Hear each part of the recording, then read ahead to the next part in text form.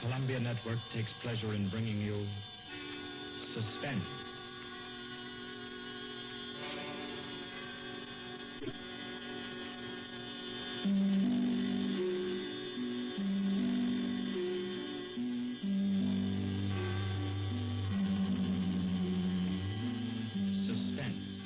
Columbia's parade of outstanding thrillers, produced and directed by William Spear and scored by Bernard Herrmann.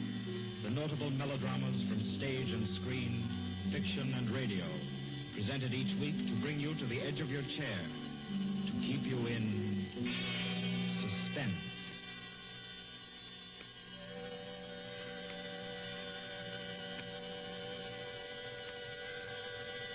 Good evening. This is Orson Welles. I'm very happy I am to be back in the United States and back on the Columbia Network, even for so short a visit as this one. Back with old friends like Johnny Dietz, who's tonight's director, and Bernard Herrmann. The Mercury Theater presented tonight's radio play for the first time last year. We came right out then and hailed it as a classic of the medium. Nobody argued the point. A lot of people asked us to do it again, so it's gratifying to get the chance now and to find a favorite of ours in this distinguished anthology of spook shows. Personally, I've never met anybody who didn't like a good ghost story. But I know a lot of people who think there are a lot of people who don't like a good ghost story. For the benefit of these, at least, I go on record at the outset of this evening's entertainment with a sober assurance that although blood may be curdled on this program, none will be spilt. There's no shooting, knifing, throttling, axing, or poisoning here. No clanking chains, no cobwebs, no bony and/or hairy hands appearing from secret panels, or, better yet, bedroom curtains. If it's any part of that dear old phosphorescent foolishness that people who don't like ghost stories don't like, then again, I promise you, we haven't got it. Not tonight. What we do have is a thriller. It's half as good as we think it is. You can call it a shocker. It's already been called a real Orson Welles story. Now, frankly, I don't know what this means. I've been on the air directing and acting in my own shows for quite a while now, and I don't suppose I've done more than half a dozen thrillers in all that time. Honestly, I don't think even that many, but it seems I do have a reputation for the uncanny.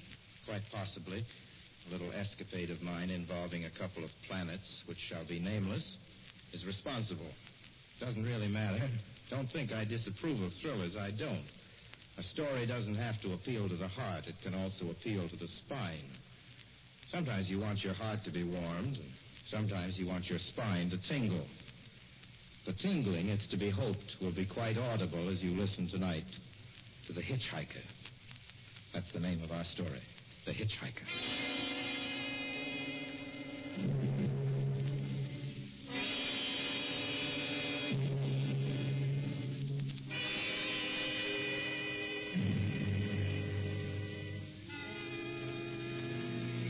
I'm in an auto camp on Route 66, just west of Gallup, New Mexico.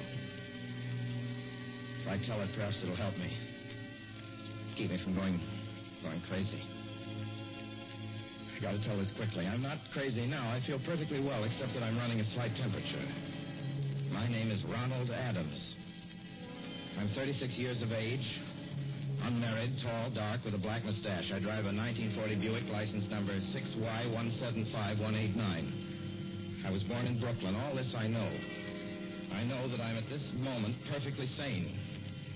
That it's not me who's gone mad. It's something else. Something utterly beyond my control. I've got to speak quickly. At any minute, the link may break. This may be the last thing I ever tell on Earth. The last night I ever see the stars. 6 days ago, I left Brooklyn to drive to California. Goodbye, son. Good luck to you, my boy. Goodbye, Mother. Here, give me a kiss, and I'll go. I'll come out with you to the car. Oh, no, it's raining. Stay here at the door. Hey, what's this? Tears? I thought you promised me you wouldn't cry. Oh, I know, dear. I'm sorry. But I do hate to see you go. I'll be back. It'll only be on the coast 3 months. Oh, it isn't that. It's just the trip.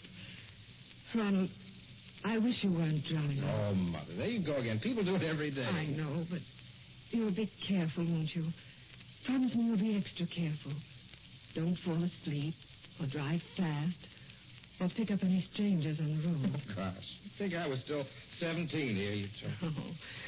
And why? I mean, as soon as you get to Hollywood, won't you, son? Of course I will. Don't you worry. There's nothing going to happen. It's just 8 days of perfectly simple driving on smooth, decent, civilized roads with a hot dog or a hamburger stand every 10 miles.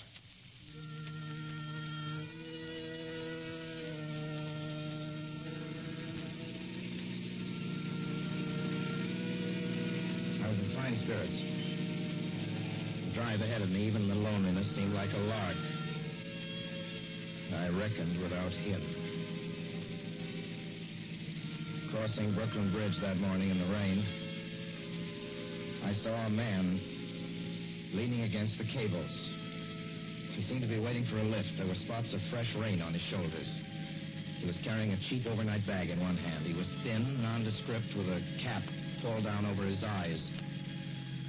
I would have forgotten him completely, except that just an hour later, while crossing the Pulaski Skyway over the Jersey Flats, I saw him again. At least, he looked like the same person. He was standing now with one thumb pointing west. I couldn't figure out how he got there, but I thought probably one of those fast trucks had picked him up, beat me to the Skyway, and let him off. I didn't stop for him. Then late that night, I saw him again. It's on the New Pennsylvania Turnpike between Harrisburg and Pittsburgh. It's 265 miles long with a very high speed limit. I was just slowing down for one of the tunnels when I saw him standing under an arc light by the side of the road. I'd seen quite distinctly the bag, the cap, even the spots of fresh rain over his shoulders. He hallooed at me this time. On the gas like a shot. That's lonely country, the Alleghenies, and I had no intention of stopping. Besides, the coincidences, or whatever it was, gave me to Willie's. Stopped at the next gas station.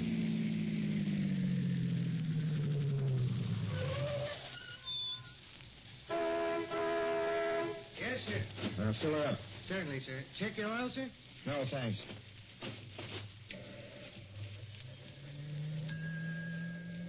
Nice night, isn't it? Yes. It hasn't been raining here recently, has it? Not a drop of rain all week. Oh? Oh, I suppose that hasn't done your business any harm. Oh, people drive through here all kinds of weather. Mostly business, you know. There aren't many pleasure cars out on the turnpike this season of the year. I suppose not. What about hitchhikers? Hitchhikers here? What's the matter? Don't you ever see any? Not much. If we did, it'd be a sight for sore eyes. Why? Oh, guy'd be a fool who started out to hitch rides on this road. Look at it. Then, you've never seen anybody? No. Maybe they get the lift before the turnpike starts. I mean, you know, just before the toll house. But then it'd be a mighty long ride. Most cars wouldn't want to pick up a guy for that long a ride. And you know, this is pretty lonesome country here. Mountains and woods. You ain't seen anybody like that, have you? No. Oh, no, not at all. It's just a technical question. I see. Well, that'll be just $1.49 with the tax.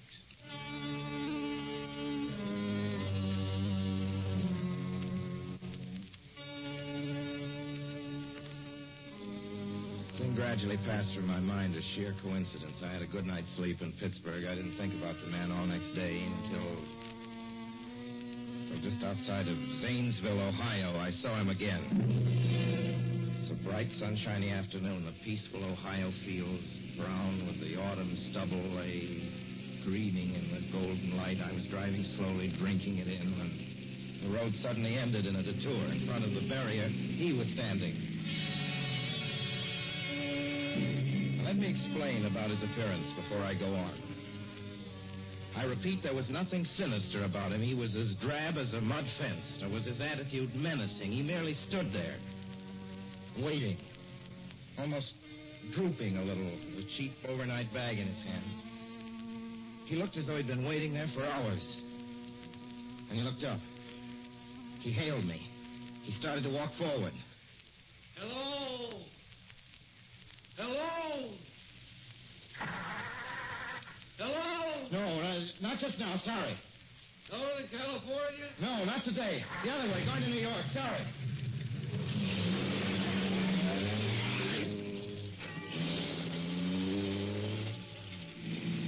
After I got the car back on the road again, I felt like a fool. Yet the thought of picking him up, of having him sit beside me, was somehow unbearable. At the same time, I felt more than ever unspeakably alone.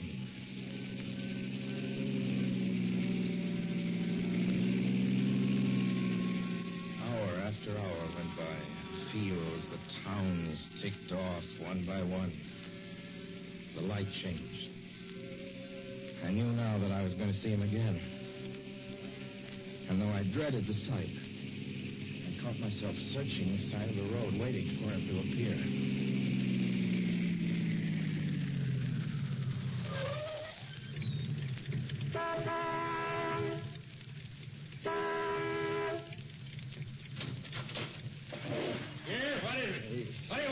Sandwiches and pop here, don't you? Yeah, we do in the daytime. We're closed up now for the I know, but I was wondering if you could possibly have a cup of coffee, black coffee, just... No, not this time of night, mister. My wife's the cook. She's in bed. No, don't shut the door, please. Listen, just a minute ago... just a minute ago, there was a man standing here right beside the stand, a suspicious-looking man. I don't mean to disturb it. And you see, I was driving along when I just happened to look, and there he was. How's he doing? Well, nothing. You've been taking a nip, that's what you've been doing. Now, on your way before I call out Sheriff Oates.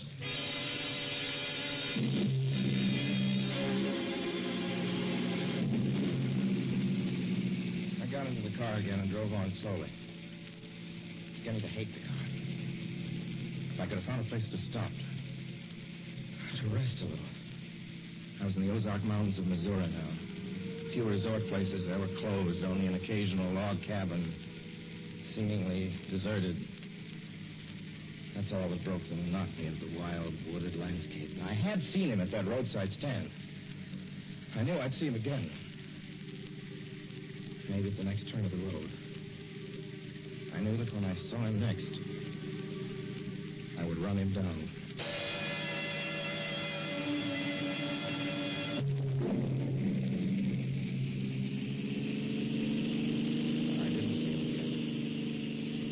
I didn't see him until late next afternoon. I stopped the car at a sleepy little junction just across the border into Oklahoma to let a train pass by. When he appeared across the tracks, leaning against a telephone pole. Perfectly airless, dry day. The red clay of Oklahoma was baking under the southwestern sun. Yet there were spots of fresh rain on his shoulders. I couldn't stand that. Without thinking, blindly, I started the car across the tracks. He didn't even look up at me. He was staring at the ground. I stepped on the gas hard, veering the wheel sharply toward him. I could hear the train in the distance now, but I didn't care. And something was wrong with the car. The train was coming closer. I could hear its bell ringing and the cry of its whistle. Still, he stood there. And now I knew that he was beckoning me to my death.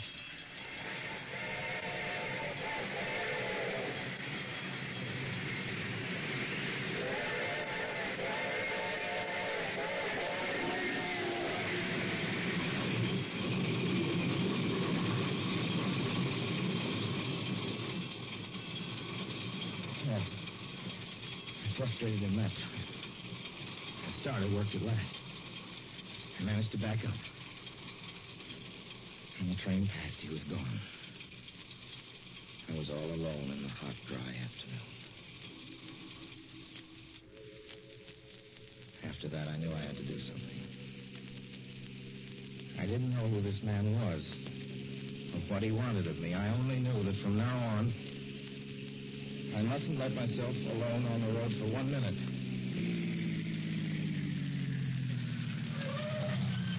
Hello there. Like a ride? Well, what do you think? How far are you going? Where do you want to go? Amarillo, Texas. I'll drive you there. Gee.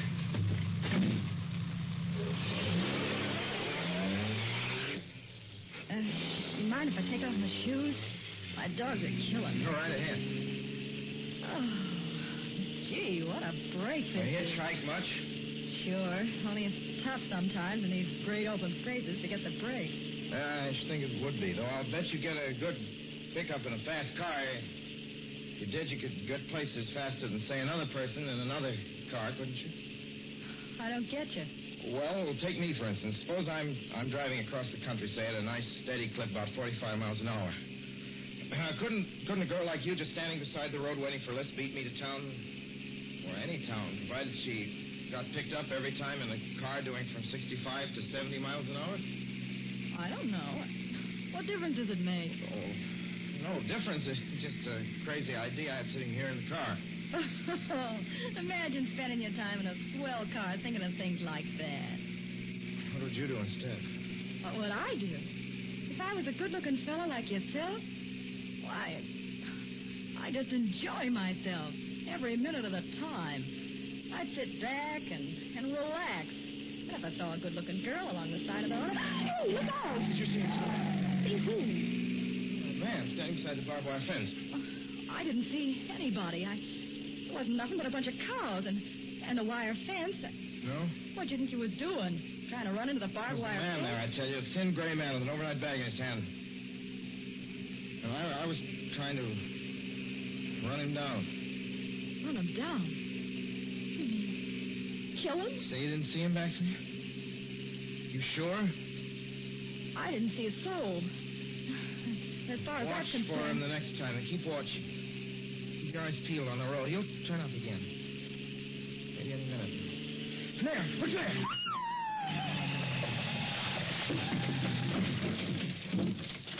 How does this door work? I'm getting out of See here. him that time? No, I didn't see him that time. And personally, mister, I don't expect never to see him. All I want to do is go on living. I don't see how I will very long, driving with you. Oh, I'm sorry. I don't know what came over me. Please don't go. So if you'll excuse me... You can't go. Listen, how would you like to go to California? I'll drive you to California. Seeing pink elephants all the way? No, thanks. Thanks just the same. Listen, please, just 1 minute, please. You know what I think you need, big boy? Not a girlfriend. Just a good dose of sweet. Please. There. I got it now. No, you can't go. Please, come Your back. hands off me. Do you hear? Leave your hands off me.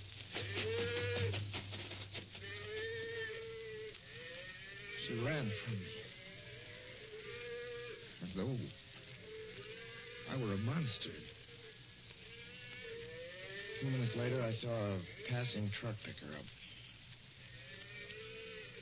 I knew then that I was utterly alone. It was in the heart of the great Texas prairies. There wasn't a car on the road after the truck went by. I tried to figure out what to do, how to get hold of myself.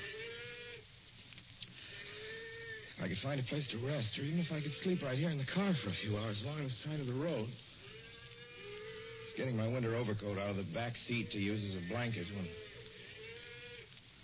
I saw him coming toward me, emerging from the herd of moving steer. Hello?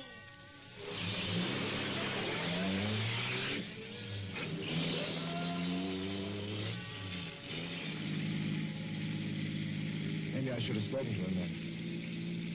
Fought it out then and there. For now, he began to be everywhere. Whenever I stopped, even for a moment, for gas, for oil, for a drink of pop, a cup of coffee, sandwich, he was there. I saw him standing outside the auto camp in Amarillo that night when I dared to slow down. I was sitting near the drinking fountain of a little camping spot just inside the border of New Mexico. He was waiting for me outside the Navajo reservation where I stopped to check my tires. I saw him in Albuquerque when I bought 20 gallons of gas. I was afraid to stop now. I began to drive faster and faster. I was in lunar landscape now. The great arid mesa country of New Mexico. I drove through it with the indifference of a fly crawling over the face of the moon. Now he didn't even wait for me to stop. Unless I drove at 85 miles an hour over those endless roads, he waited for me at every other mile. I'd see his figure, shadowless, flitting before me, still in the same attitude, over the cold, lifeless ground, flitting over dried-up rivers, over broken stones cast up by old glacial upheavals, flitting in that pure and cloudless air. I was beside myself when I finally reached Gallup, New Mexico this morning. There's an auto camp here. Cold, almost deserted this time of year. I went inside and asked if there was a telephone. I had the feeling that if only I could speak to someone familiar, someone I loved, I could pull myself together.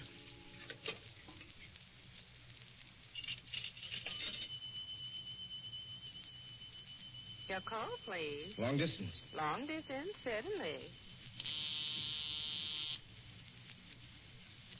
This is long distance. I'd like to put in a call to my home in Brooklyn, New York. I'm Ronald Adams. The number is Beechwood 200828. Certainly, I will try to get it for you.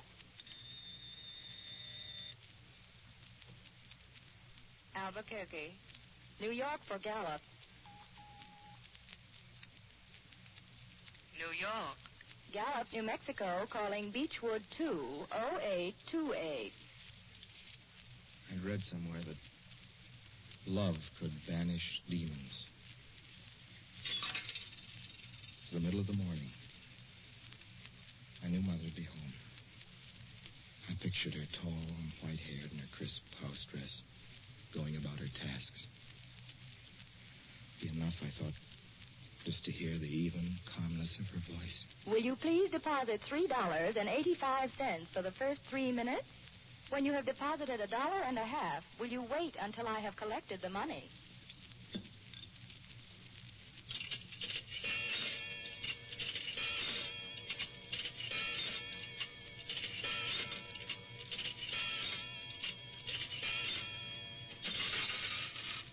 All right, deposit another $1.50.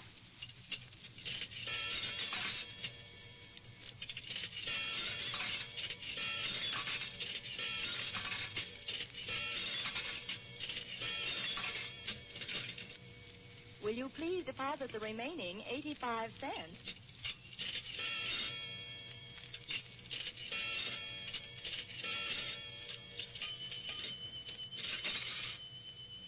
Ready with Brooklyn. Go ahead, please. Hello? Mrs. Adams' residence. Hello, Mother?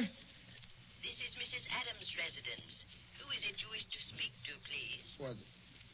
Who's this? This is Mrs. Whinney. Mrs. Whinney? I don't know any Mrs. Whinney. Is this Beechwood 20828? Yes? Where's my mother? Where's Mrs. Adams? Mrs. Adams is not at home.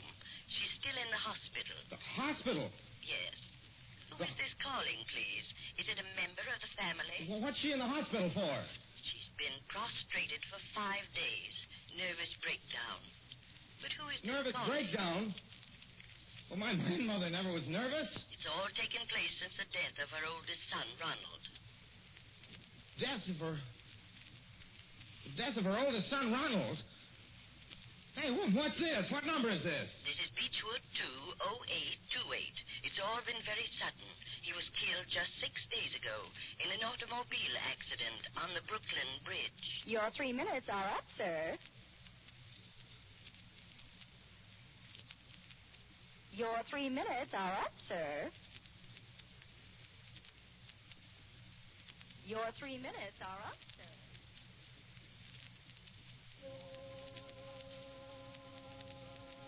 And so I'm sitting here in this deserted auto camp in Gallup, New Mexico. I'm trying to think. Trying to get hold of myself. Otherwise, I'm going to go crazy. Outside, it's night. The vast, soulless night of New Mexico. 1,000,000 stars are in the sky. Ahead of me stretch 1,000 miles of empty mesa. Mountains, prairies, desert. Somewhere among them, he's waiting for me. Somewhere I shall know who he is and who I am.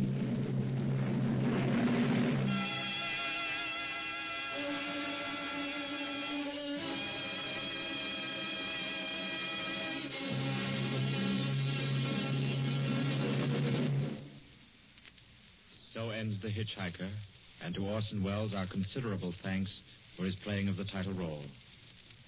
Mr. Welles? Help wanted. Men, women, and children. Nature of work, hard, monotonous, back-breaking labor. Hours, 75 a week minimum. Pay, few cents an hour. Added inducement, 2 meals a day, including several ounces of bad bread and a cup of thin soup. Don't delay. Apply at once. How'd you respond to a want ad like that, Mr. and Mrs. American working man and woman? You'd laugh, wouldn't you, and throw the paper in the trash basket. Dismiss the whole advertisement as some kind of a joke. But believe me, it's no joke. It's a simple statement of the working conditions that exist today in Nazi Germany and the conquered countries under Nazi rule. It's also an exact statement of the working conditions that will be imposed on you and every member of your family if the Nazis win this war. You yourself personally can stop them from winning, as you know. You don't have to give up your well-paid job to do it. You needn't have to be a soldier or a sailor or an airman or a nurse or a war worker to ensure American victory. Uncle Sam doesn't ask plain, ordinary, hard-working citizens like you to give him anything. All he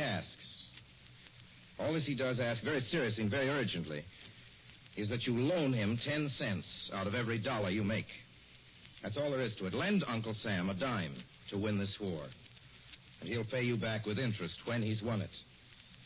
The easiest, most convenient way to lend him these dimes is to enroll in the payroll savings plan.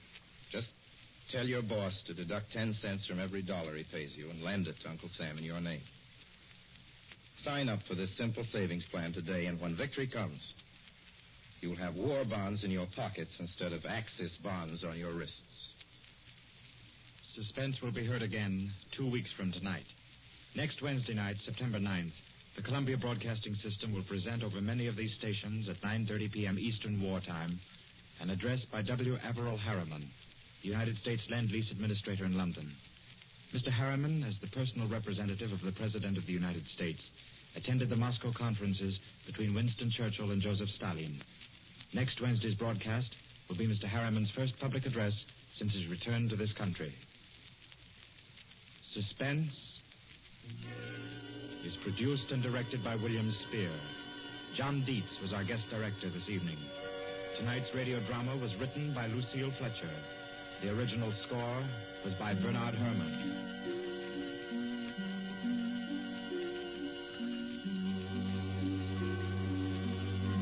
This is the Columbia Broadcasting System.